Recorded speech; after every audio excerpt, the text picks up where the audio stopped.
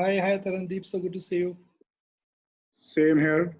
Thank you for agreeing to do this. I guess this is the most important topic. Everyone is curious. Yes, I'm sure. I think it's giving everybody some anxious moments. Do HR companies or headhunting firms ever get nervous? Well, consulting firms never get too excited either, right? Because you have to just manage with everything that you have. But what is the situation? You know, I was having a chat with TCS yesterday, Rajesh Gopinath, and he said, look, we've got 4.5 lakh employees. We're not sacking anyone. And we've made 90% of our people work from home. Right. Incredible. I mean, to imagine that IT services can ever think of such a thing, it's incredible. Yeah, and I think that's also true for the other companies that I've talked to. So I've talked to some in the FMCG sector. I've been in touch with, folks like, and I hope nobody can hear us yet outside of us, right? Because I was talking to Accenture and Capgemini and, some of the large other firms. And it's absolutely the same. They have shifted 85 to 90% workforce onto virtual. And for them, the pace is also okay. It's not like too bad. So I think it'll be a mixed bag. I can see Hitesh is also online. Yes. Yeah, hi Nikunj, hi Tarandeep. Hi Hitesh, how are you keeping? Good. So far so good, managing. Yeah.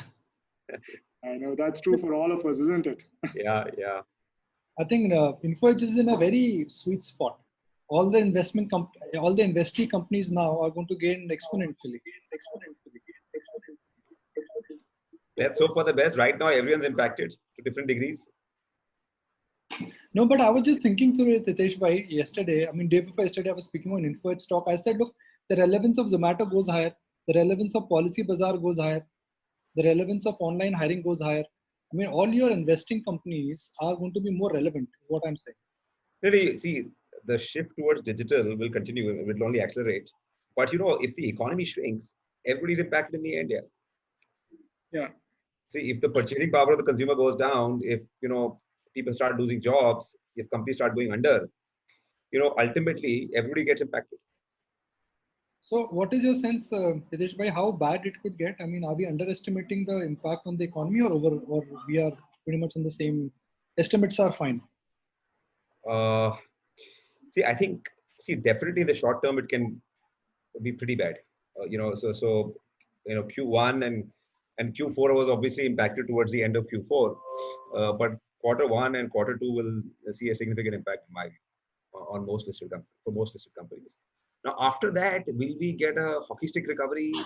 I'm not so sure. So even after that, the recovery may be gradual. Provided there are no there's no second lockdown, there's no third lockdown, the virus doesn't make a comeback. But see, it's unlike this is a natural disaster which is leading to an economic recession. It's not an economic recession, right? It's almost like an earthquake has hit you and everything shut down, right? And therefore, to go back to work is going to take a long time. And therefore, for a while, business is shut. It's not impacted, it's shut. So that is what is happening. Now, this may lead to an economic recession. That's a different matter.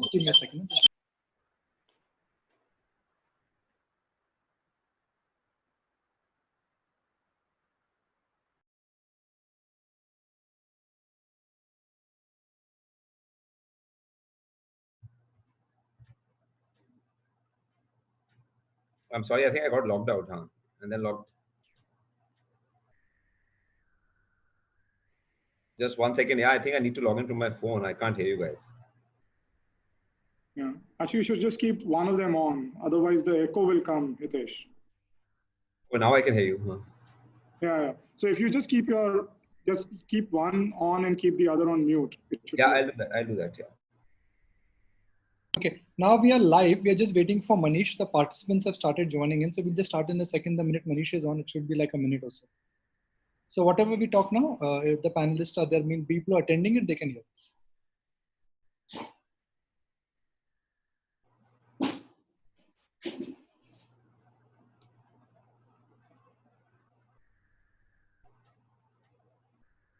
Yeah, I think, as I understand, they can hear us still as of now. Yeah. Okay. I can see Pesh, I can see Tarandeep, I cannot see Manish.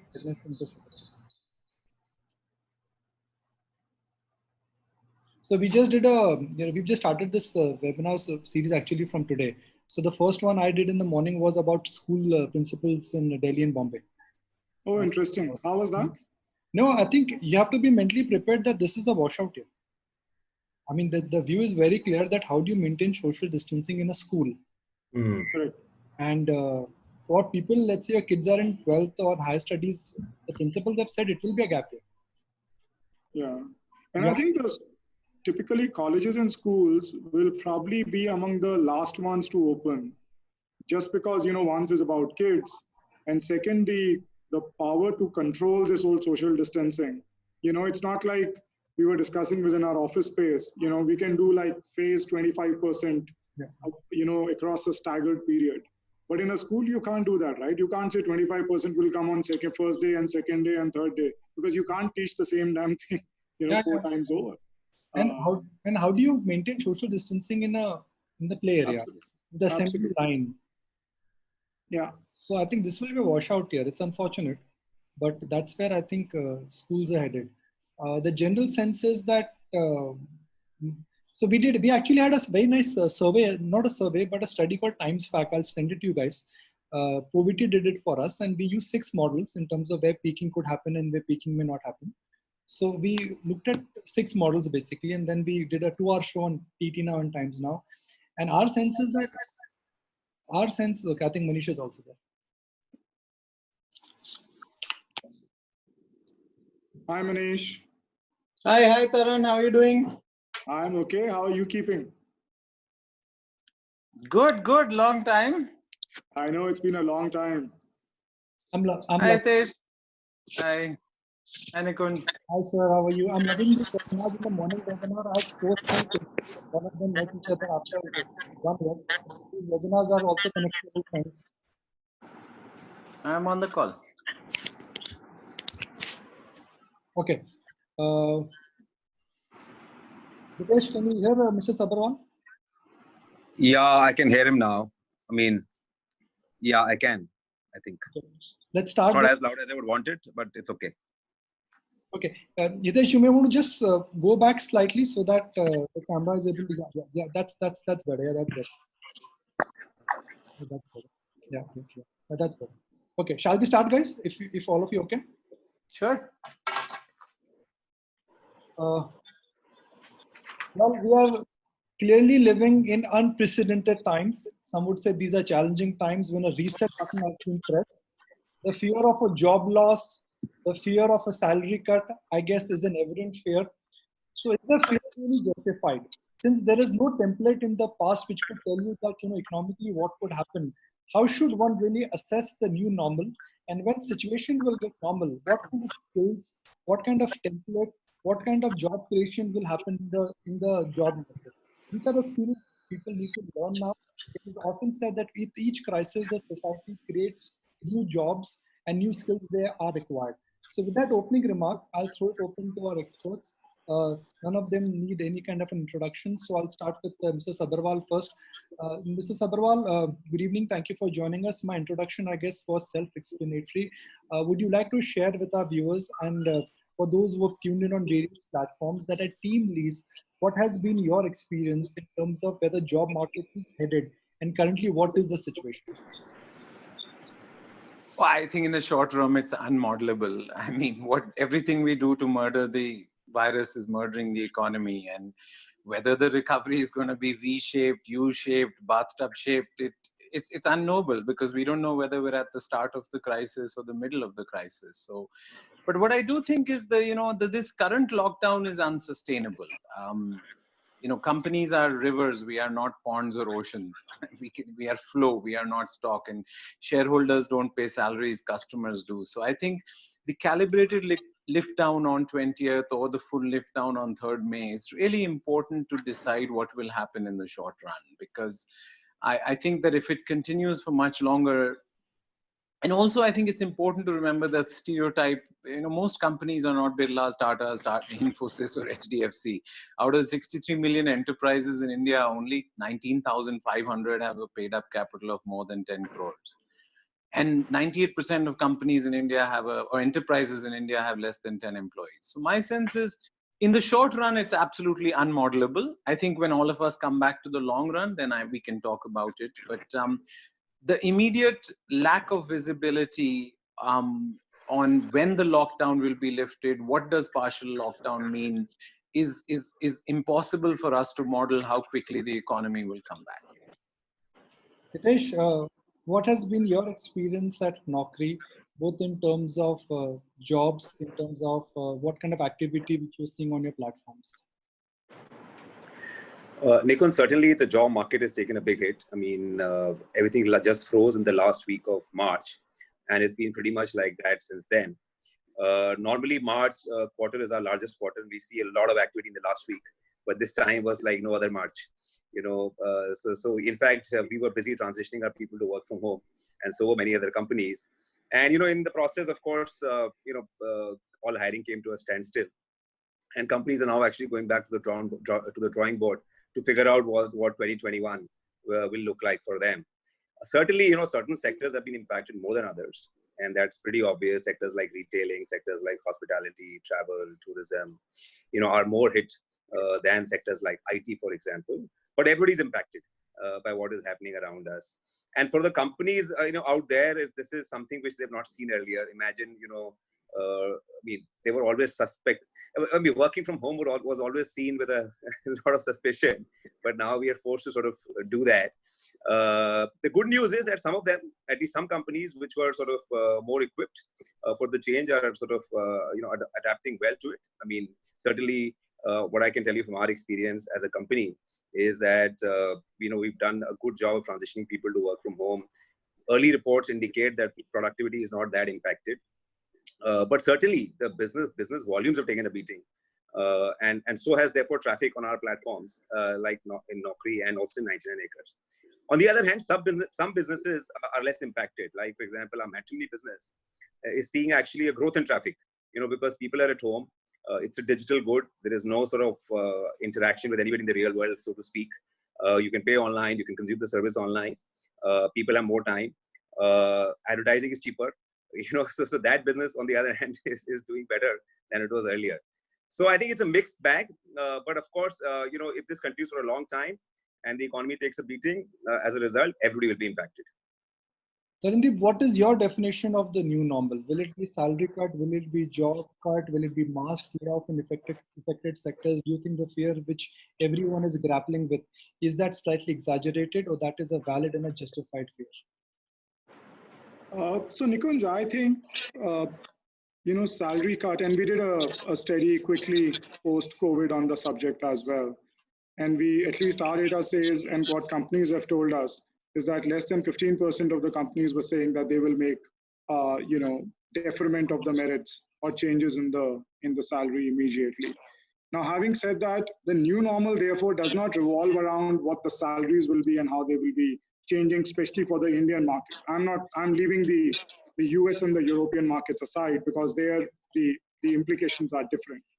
But just for our country per se, I think the new normal will revolve around how business models can now shift towards servicing clients more and more digitally and virtually. So I think Hitesh talked about a few industries. I'm seeing growth both in the e-com as well as on the e-learning space. Some of the big names have actually acquired up to like 500,000 new paid customers in just a span of a month or so. Likewise, there are opportunities like in a tech sector or in an FMCG sector where it has slowed, but it hasn't like completely gone down. And that, I believe, will continue to stay healthy. Anish, I was in engaging conversations with the CEO of TCS yesterday, Raghavan Gopinath, and I was surprised when he shared that work at home, according to TCS, will be the new normal even after the lockdown, and they've already managed to migrate 90% of their workforce to work from home. So today, what we are saying is a forced working at home because of lockdown. But do you think, is that the new normal for the world, where irrespective of the lockdown, a lot of work will now start shifting away to home?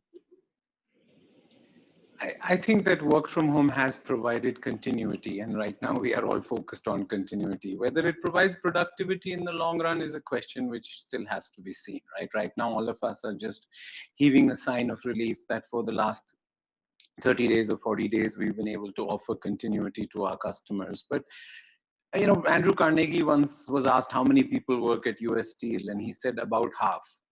Many CEOs I know are saying that's probably the same number for work from home in terms of productivity. And I frankly think if some of my employees were honest, maybe they should apply for leave. But that's because they can't do their job from home. I mean, not that they're being lazy. There's some jobs which just can't be done. But I do think the work from home has also exposed a big caste system or a class system. 70% of our graduates can work from home, but only 10% of our non-graduates can work from home. If you work with your mind, you can work from home, but if you work with your hands and legs, you can't work from home. So I would be careful with this, this sort of presentism. Historians warn against a disease called presentism, where today's circumstances are so special and so unique. I mean, this is a natural disaster. It is a synchronized national and global natural disaster. It's an exogenous event. But I'm not sure that, yes, of course, 10%, 15% of our people now we can anticipate working from home, because it's a randomized controlled trial that we never would have run if the crisis hadn't happened.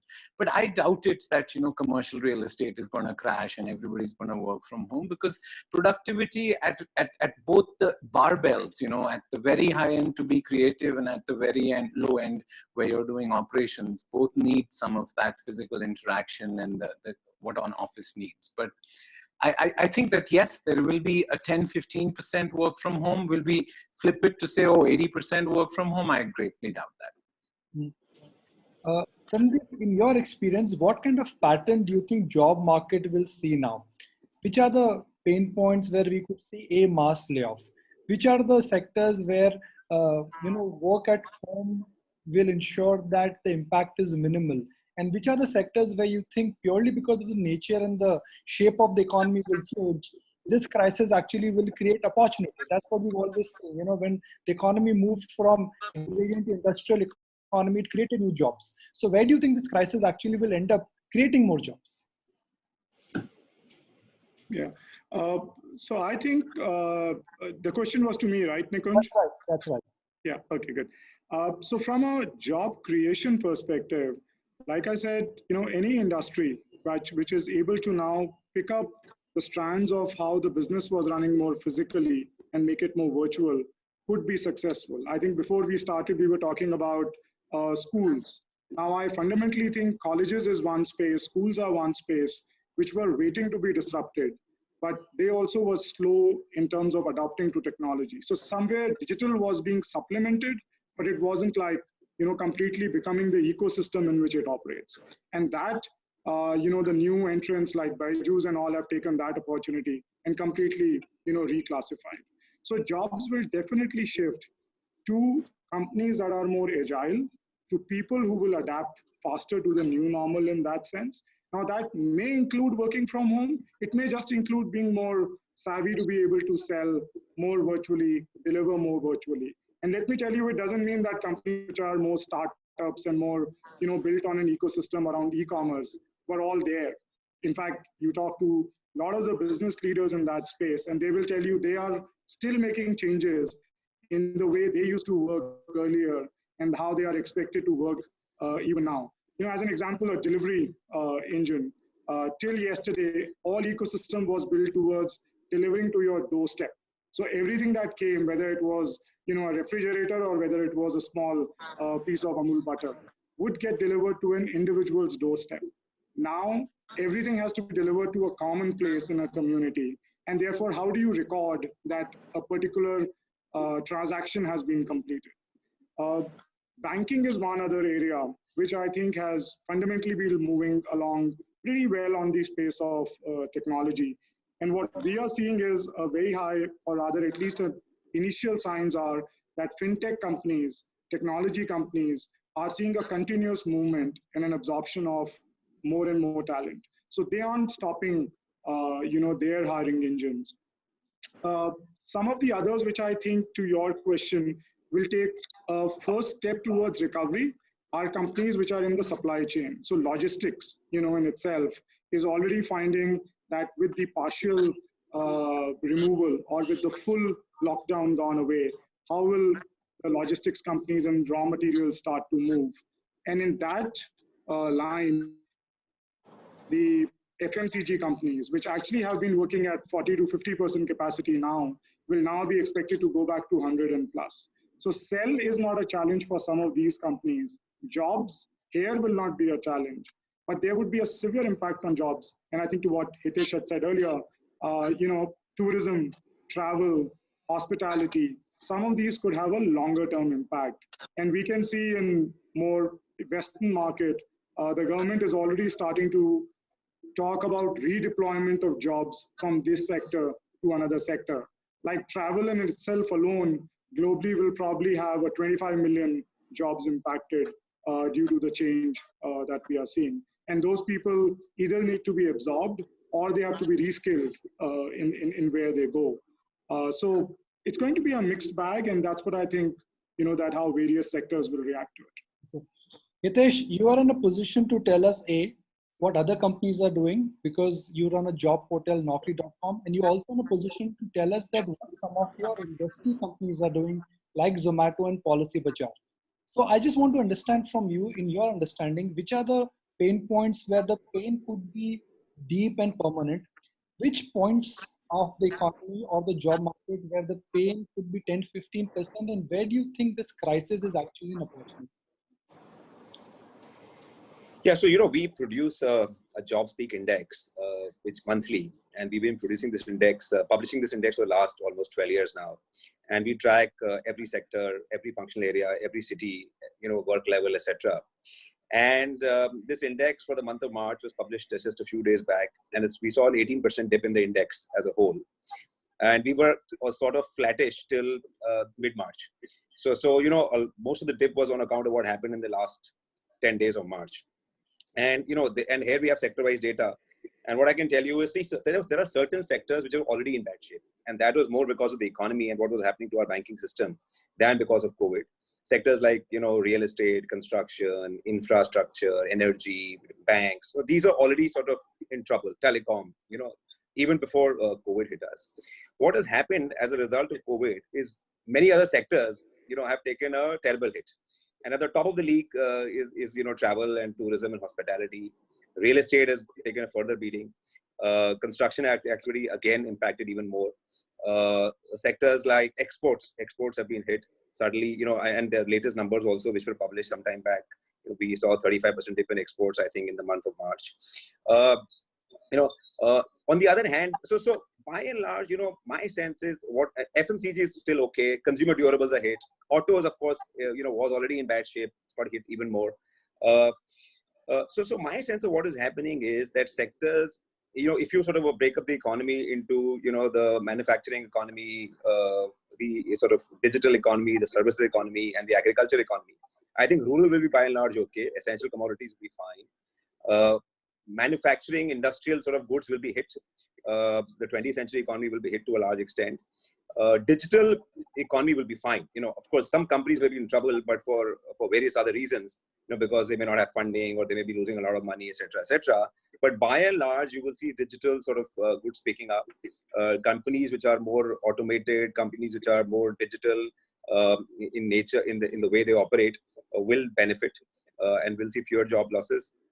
And this whole work from home business can fundamentally change a lot of things if it were to sort of pick up. So imagine if work from home becomes a reality and companies realize that it's actually possible to work from home. Then I, for example, am a company based in Noida, and today I try and hire only from the NCR region for ourselves. And anybody who wants to work in Bangalore, we say, listen, you have to move to Delhi. And therefore that person we don't even look at that pool often, talent pool often. So this work from home to become a reality, frankly, sitting here in Delhi, I can work with anybody in any part of the country, right? And talent is cheap in many other parts of the country. So, for example, for my call center, I don't necessarily will have to hire from Delhi. I can hire people in Meerut. I can hire people in Aligarh. I can hire people in Agra and make them operational. Similarly, if I have a shortage of engineers, today I find it very hard to hire from Bangalore. I can hire people from Bangalore and sort of make them work from home. Similarly, for data scientists and so on and so forth. And then extend this internationally. If the same trend plays out internationally, who knows how things could change, right? So fundamentally, a lot of things could change going forward if this were to become the new normal. But let's see, just like, physical sort of currency didn't go away after demonetization, people did adapt and adopt a sort of digital payments, and they grew rapidly for a while. But it's not as if physical currency went away. The same will happen. Some people will adopt to sort of work from home more naturally than others, and some sectors will do it faster than others. Certain and there are certain sectors which were actually on a roll also, and I think they will continue to be on a roll because they will be less impacted. For example, healthcare. Already we were seeing a huge surge in healthcare jobs on our portal, and for a long time. Education, again, huge expenditure on education, a lot of increase in education jobs on our site for the last few years. In fact, I think those trends will further accelerate. Okay, so I'm going to just take a slight bit of detour and pick up some questions which are coming from the participants. We've got a full house there. This has been beamed on a lot of platforms. Manish, you're in the right position to answer this one. We've got a lot of young audience also. And when you are I was young, when I was in the campus, the thing which I was most concerned about was campus placements. And in this kind of an environment, for someone who is a student, should they worry about campus placements? People have taken loan. Education in India is no longer cheap. Should a student who's taken a student loan worry about campus placements this year? I think everybody should be worried. Yeah? I mean, I think that with the planet is taking a gap year, it's not. If you want a guarantee, you should buy a toaster. I mean, I've always that is frankly, that whole lifetime employment has shifted from a lifetime contract to a taxi cab relationship. And I think the most important change, which is what these people in campus placements need to think about, because mostly campus placements has been an auction. You get sold to the highest bidder, or you sell yourself to the highest bidder. I think kids were making their decisions purely on one dimension. I think the biggest difference for capital markets, the biggest difference for employees, the biggest difference for vendors will be after this crisis, we will start evaluating employers by resilience as much as performance. In the last 5 years, we only cared about performance, and a very funny kind of performance. For some technology companies, only top line growth mattered, but profits didn't matter, or return on equity didn't matter. I think resilience has been highlighted as, Warren Buffett always said, you have to survive in order to succeed. And many of the technology companies having trouble in today's environment are people whose shareholders were writing checks to customers, right? I mean, shareholders don't pay salaries, customers do, right? So we've had a little bad habits develop in high tide. So my sense is, yes, kids in campus should worry because, obviously employers will prioritize their existing employees over future employees.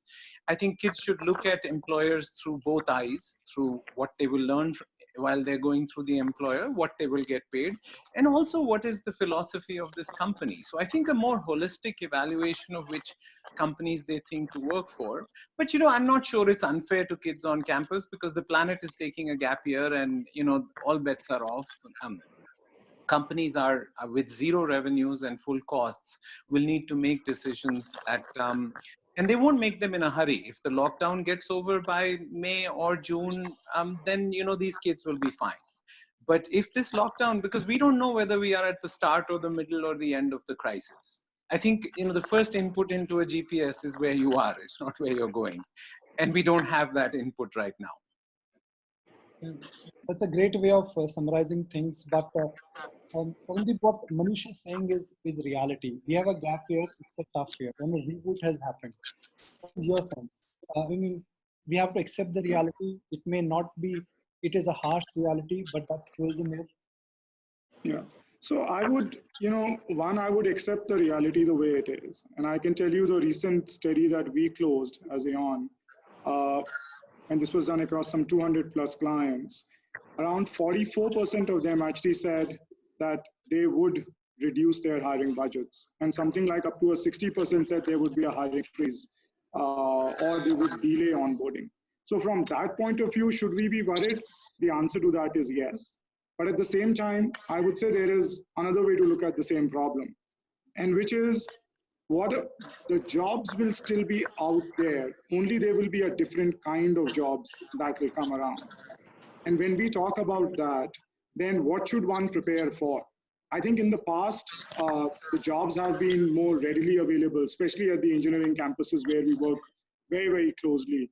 And we have seen that jobs in that space, whether from a technology or from some of the other sectors, they will actually, will get impacted. But at the same time, if we are not just being hired for traditional knowledge, but for evolving skills, that will become the key factor for a student to focus on. So if I was to give or tell to a student, what should one, you do in this case, I would say focus on the future. There is still an opportunity out there. Get onto the learning platforms, build your technical skills, become relevant to, like, Hitesh said, he would be happy to hire people who are across, various cities, can work from any of those places. But what one needs are people with right skills, right aptitude, and being able to work, in an environment like this. So I personally think there is definitely an opportunity that's out there. There's no point just being worried about it. In fact, there was a famous phrase that you shouldn't let a good crisis go to waste. And I think this is an opportunity like that, which should be made use of as well. So, Karandeep, a direct one coming at you. Easier said than done. This crisis is going to cost people their livelihood. This crisis is going to have a financial impact for a lot of individuals. This crisis is going to force people to think how they live and how they spend. So one side it is the willingness. It's not that people don't want to work. It's just that there is no availability of work now. How does one deal with this kind of a reboot? I understand that society will create jobs. This is a tough time. This is a hard year. But if someone is anxious, how do you deal with it? Yeah. So, what you're saying, Nikunj, is right. The anxiety, especially in the short term, is bound to be there. And that's what we have seen even on some of our platforms, that the number of jobs that took a dip, or even the work that we do with the sector skill councils, that has come to a standstill. But will it remain for 3 months or will it remain for 6 months? My take on that is this: we are already seeing green shoots appearing for certain sectors as well as for certain companies. Like, I can tell you, from the date of the lockdown till now, we have had on our platform just 200 jobs that have actually been made offers for, which means some companies still believe there's an opportunity for them to hire. And this is a very small pool, of the universe that I'm talking about. Now, similarly, when I spread this out to corporate, again, what we are seeing is that over 50,000 assessments and positions were created for which companies are actually willing to hire. So I wouldn't say there is complete darkness there. I would still hold my bet on saying, are you ready to adapt to a new normal? And in that sense, are you upskilling and training yourself as well? So I agree on your point on livelihoods will be impacted. I agree it's going to be a tougher time, but I think we can't just sit on that and assume things will become okay. If you look at things around us, a lot of people are in a far better position than they were a couple of decades ago. And I think we just have to re-question how we address this crisis and start to move along.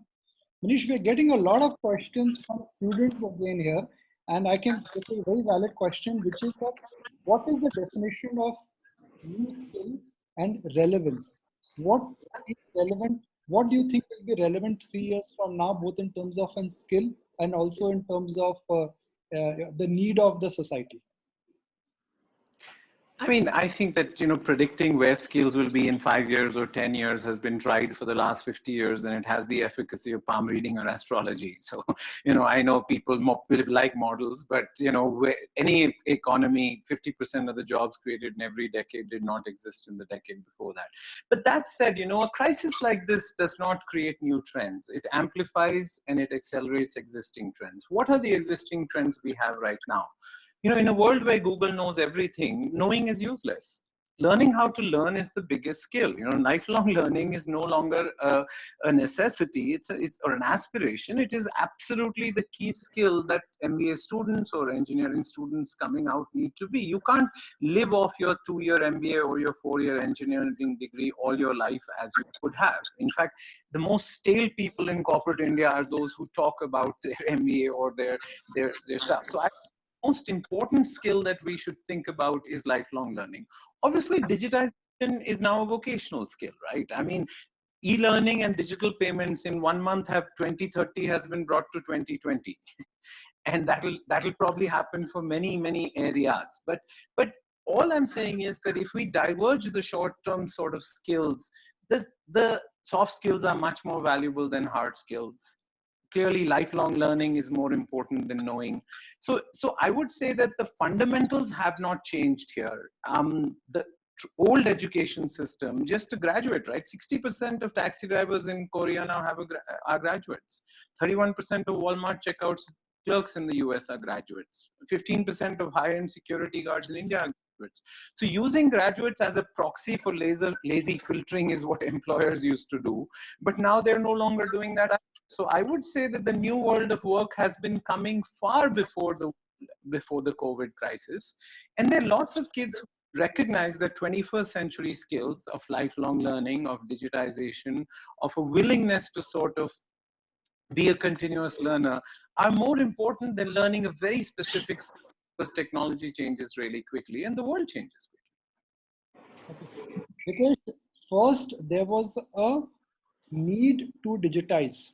Now there is both need and necessity. And when need and necessity, if they come together, the pace of adaptation is going to be very, fast and furious.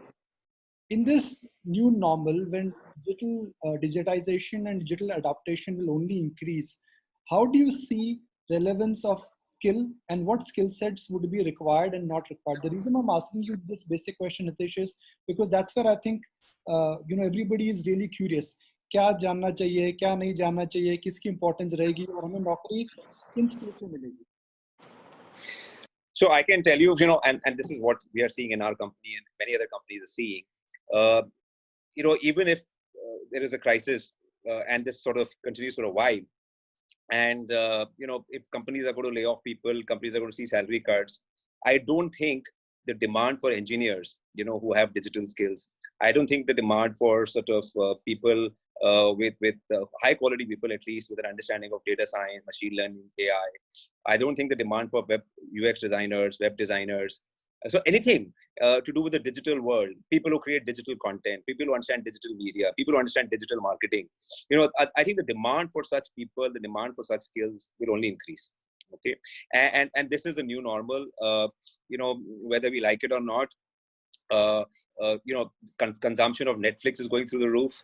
Consumption of digital goods will increase. Digital payments will become the new normal.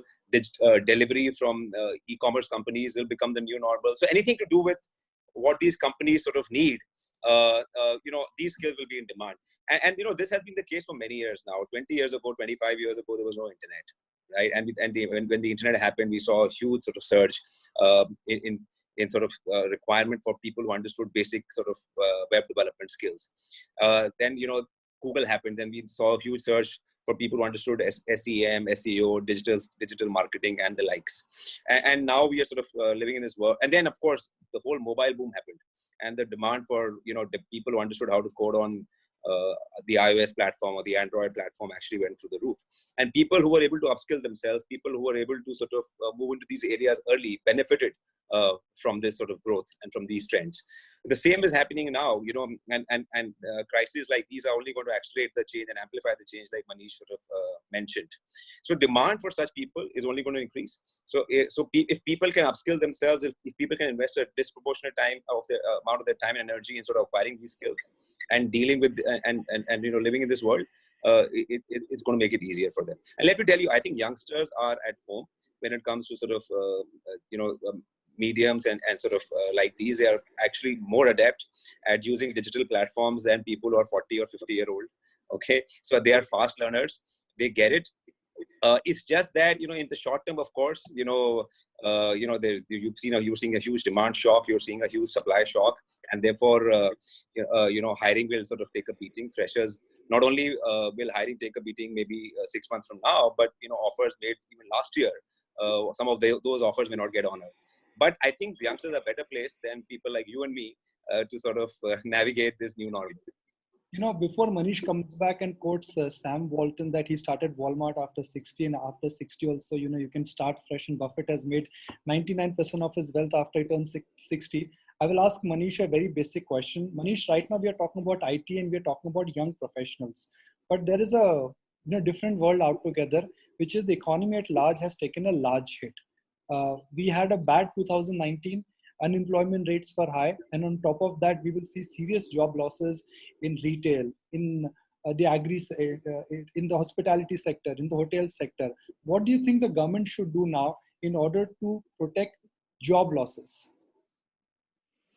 I don't think the government can protect job losses. I think it can help the vulnerable, it can help the middle class, and it can help employers. I think protecting job losses may not be possible. But I do agree that, and I, with due respect to, IT is only 4 million people in India. So IT, we are very proud of IT. They are produce 8% of our GDP. So they're a oasis of high productivity. They have been great for India's employer brand, but they are a rounding error in India's labor market. It's only 0.8% of India's labor market work in IT.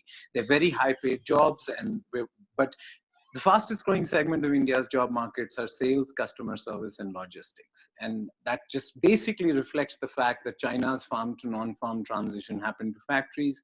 India's farm to non-farm transition is happening to sales, customer service, and logistics. So domestic consumption is driving our sort of transition in terms of this. So if we recognize that domestic consumption is driving, the pathway for policymakers is clear. I mean, we may need some kind of fiscal stimulus. We've already had 2 rounds of monetary stimulus, but this opens up a chance for fundamental economic reform. It wasn't God's will that it should take 72 years for 1.3 billion Indians to cross the GDP of 66 million Britishers.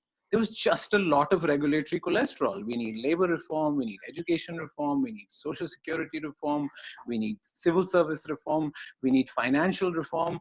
It is quite clear that India is ready and on a trajectory and was on a trajectory for higher growth. But, it's kind of racist to say that India doesn't change for a better option. She changes when we have no option. I think we just lost him there. Okay. Tarandeep, I think we've lost Manish there for a second. So Tarandeep, I'm going to shift gears and talk about large sectors which generate a lot of employment. One is auto, second is construction. Auto had a bad 2019. Right now it's a terrible time for autos, but the auto sector per se accounts for 5 to 6% of India's GDP. Then the construction sector, Tarandeep, which is both skilled and non-skilled. What is happening there, and where are the jobs headed in those 2 important sectors? Yeah, sorry, there was a little bit of a patchy voice, but I think you said the job specifically within the auto sector and within the construction sector, and where is it headed, right? That's right, because these are 2 mass, pockets which employ a lot of labor in the workforce. Yeah. So again, my take on this is again probably oriented towards where is the opportunity, in the whole space. And I would say take an example of how China, let's say, has handled some of the recovery. And I can tell you the government there has actually set up a large-scale employment scheme, which is basically encouraging either the SOEs or the state-owned enterprises, as well as local companies, to start investing, and created a job board for both the jobs and the people to come together. So I think recovery is not only about the number of jobs, it's also about the pace at which you can gather steam. It's like planes which are now landed. You can't just get them ready tomorrow to fly. They now require a maintenance and an effort of probably over 10 to 15 days before you can even think about, getting them up in the sky. Economy will take much longer. And therefore, I think government needs to act at 2 ends. One is absolutely, to the point that was being made. What do you do with the auto sector, the construction sector? Are there opportunities that we can create within those? And can government, enable some of that as an example of, how China is driving it? Second, I genuinely think we are also sitting at a cusp, if you were to say, of a manufacturing revolution again. I mean, India took a leap on the services side. And like Manish had said earlier, all the stuff around customer service, sales, took a lot of attention, IT services and others. But what we left behind was a huge opportunity of the manufacturing sector. The countries around us that have done well, like a Vietnam, like a Taiwan, or some of the others, they have actually focused a lot and build their economies around manufacturing. And I also believe now with the situation China is in, there could be actually a big opportunity for companies. And if I could just pick up one example, Samsung I was seeing for Vietnam, it has a revenue just in one country of over $62 billion. We probably have around $10 to $12 billion in India, because in Vietnam, they manufacture and they export. It is around 28% of that country's GDP. So if we can actually focus on bringing some of these jobs, which are hardware or core manufacturing related, to India and focus, it could just completely create a new opportunity for both the workforce as well as this whole scare of, are we going to completely lose jobs?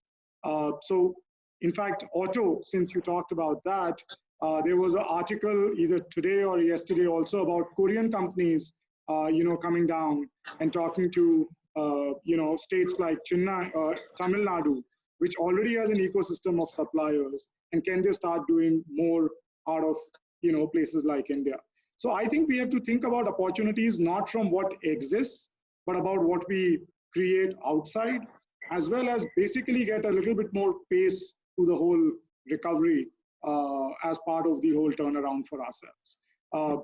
That's how I would like to address what it could create. We've shamelessly extended our time, but we're getting so many questions that I'm tempted to go back to your questions. But Manish, just to pick it up from where Tarandeep left, which is that in India right now, corporate tax rates are low.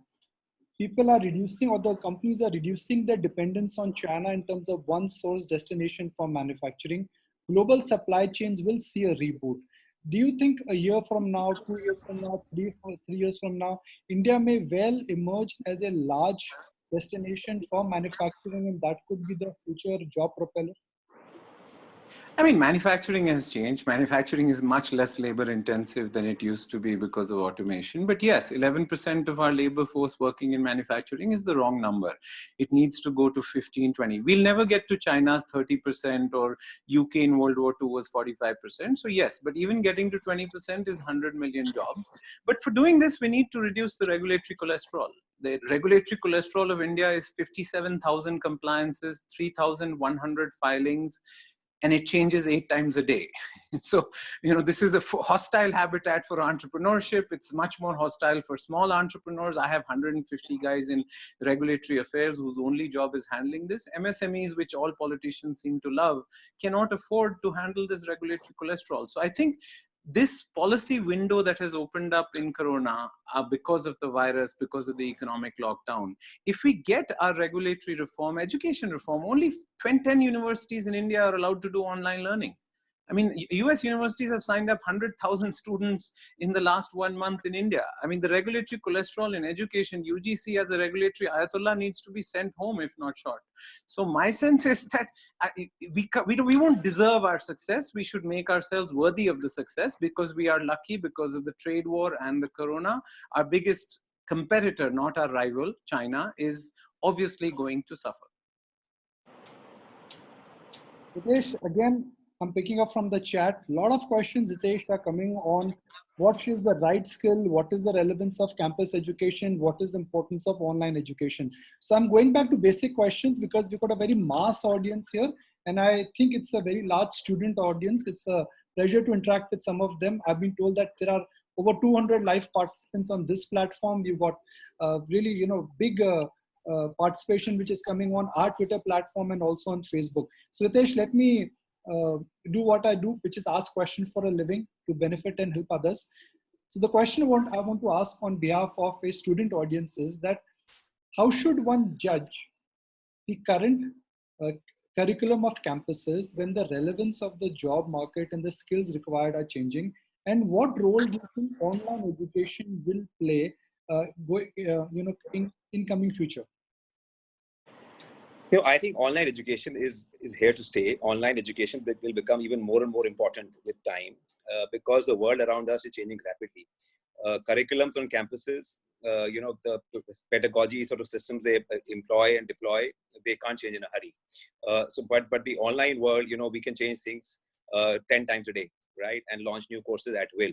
Also, what is happening in the online sort of way of working? I mean, you Google anything on today, or you Google or you search on YouTube, you can learn pretty much everything from guitar lessons to the sort of cooking a great recipe to, swimming. In many problems can be solved by just sort of watching videos on YouTube, and that's just the beginning. You can sit here and do a course from Stanford, learn from the best professor in Stanford on how to sort of program in Python, right? So that was not possible earlier. And all this can be done very, very cheaply. All you need is just good internet access and nothing, and a commitment to study and a commitment to learn.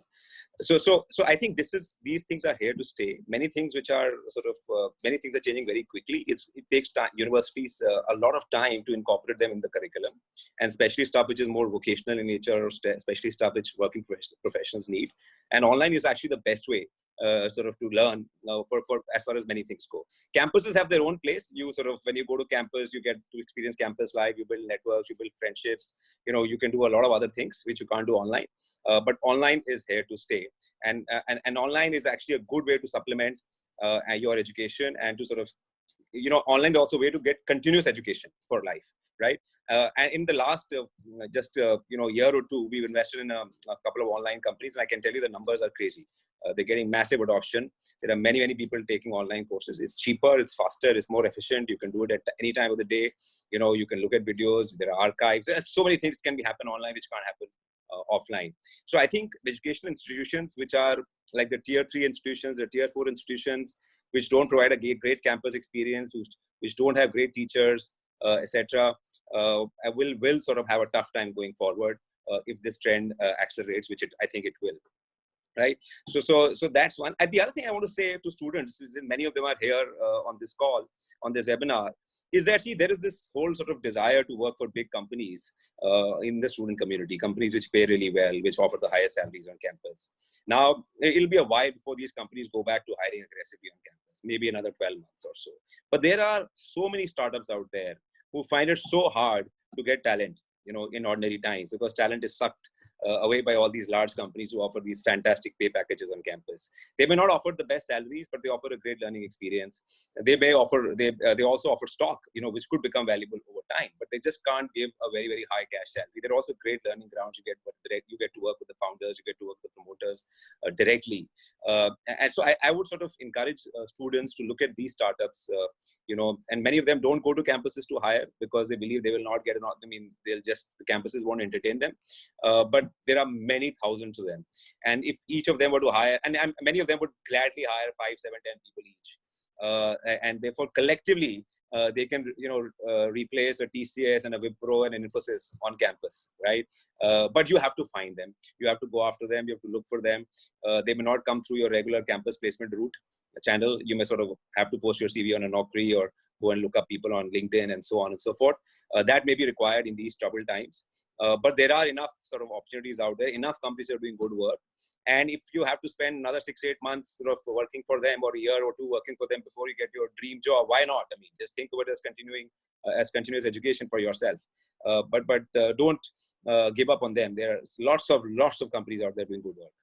Right, that's such a great point, that big is great, but small can also be beautiful. Okay, so I'm going to ask this question to all three of you, final round, and all three of you are in a position where I'm sure friends, family, a lot of people come to you for career advice and for job advice. So Manish, starting with you, what would you advise to someone who's in his 20s, is starting up, someone who's in 30s, has started but is looking at adding skill, and someone who's in 50s is perhaps looking at reinventing himself?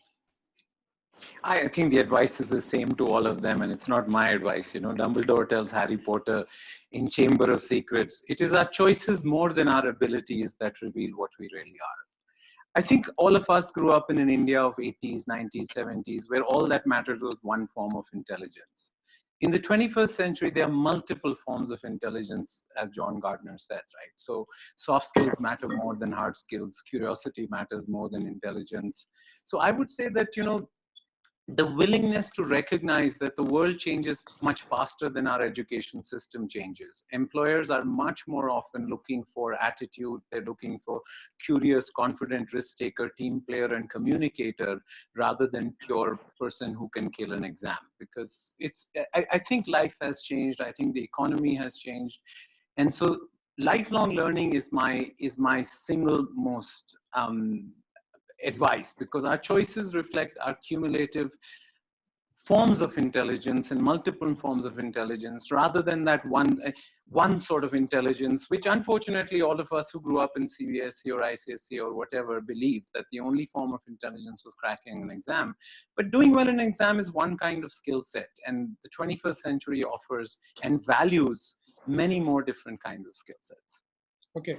So then the same question for you. Someone in 20s would say, look, I'm hired not because my CV can say I'm curious. I'm hired because my CV says that I've got a graduation degree. Someone in 30s would say, I'm hired or I will get my next raise because I've got a good big brand experience with me. And someone with 50 would say that, look, I would be promoted if I have managed to cut cost or get more revenue for the company. So what would you advise to someone who is in his 20s, 30s, and 40s and 50s? Yeah. And, I think in some sense, you are also giving an answer to the same, the question that you are asking. And I genuinely think it's about the role and the time and the job that you are going after. And clearly the value that you create at different points in your career is different. Anybody who's wanting to also hire, will look at, am I getting the ROI, so to say, for the investment that we are making? Now, we are not expecting a graduate to, build a business and run a P&L. And likewise, we are not expecting somebody who's on the other end, to do the first, because then that's not worth the salary that one is paying out. I come from an HR fraternity, and I still believe that what we hire and what we look closely for, Manish talked about learnability, curiosity. I think agility definitely is one important aspect, and how do I adapt, continuously around it. But at the core, according to me, still lies my ability to understand what works for me as an individual. And I think here, when we give these mantras, like even, when we're talking about virtual working, people have come back with 5 tips, somebody comes out with 8 tips on, what one should do, get dressed up, make a schedule, have a cadence, and so on and so forth. I think it just depends on what are you as an individual wired for and what you believe are your core strengths. So, and since the tone was set maybe by Manish around Dumbledore, I would actually remember a phrase from Alice in Wonderland. And I think there, Lewis Carroll, she puts, so what am I? And that's such a great puzzle. So I would say, understand what your individual strengths are. Depending upon the phase of the journey that one is, you need to identify what works, best for yourself. There might be some career counseling, other opportunities that you want to consider around learning. And therefore, in those sense, be a little fearless to take the plunge. Because world is going to, remain, we'll have to work far longer. I don't think, even when we look at our age now, I can clearly see I'll work as many years as I've worked already on. And that's not going to change for youngsters either. So there's no point trying to be, following one line of thought. It's be more agile as you go about. We started with what was called as a nightmare, but I'm glad we are about to wrap up on notes of fairy tales here. So Hitesh, let's wrap up this with your favorite fairy tale. You can quote. So Nikunj, I would just I think much has been spoken already. All I would like to say is, in my view, and I've been working for so many years now, age is just a number. I have seen enough 20-year-olds who are burnt out, who are tired, who believe in work-life balance and are not willing to give it their best shot. And I've seen enough people who are 60 and are still young at heart, still curious, still want to make a difference, make an impact, change the world, So age is just a number. I think what matters in the end, skills can be acquired. Like I said, there are so many ways to sort of acquire new skills today. It's all very democratized. But attitude, integrity, drive, energy, passion, these are things which you have in you, whether you're 50 or 30 or 70, it doesn't matter. Well, gentlemen, it's been a fascinating interaction with you. It's done 50 minutes of of lovely interaction. We've covered, we've taken a complete 360-degree view of what is happening to India and the job market. We started with Nightmares. We're about to end on fairy tale, but the essence is that every opportunity will present, every crisis will present an opportunity, and when the equilibrium chases, hunt for the opportunity. So thank you very much. Sandeep, Manish, and Hitesh, stay safe and stay positive. That's a mantra which we're communicating on behalf of Etina. Thank you very much. God bless. Thank you. Thank you, Nikunj, for All right, having us. thanks, guys. Thanks, everyone. Bye. Bye, everybody. Bye.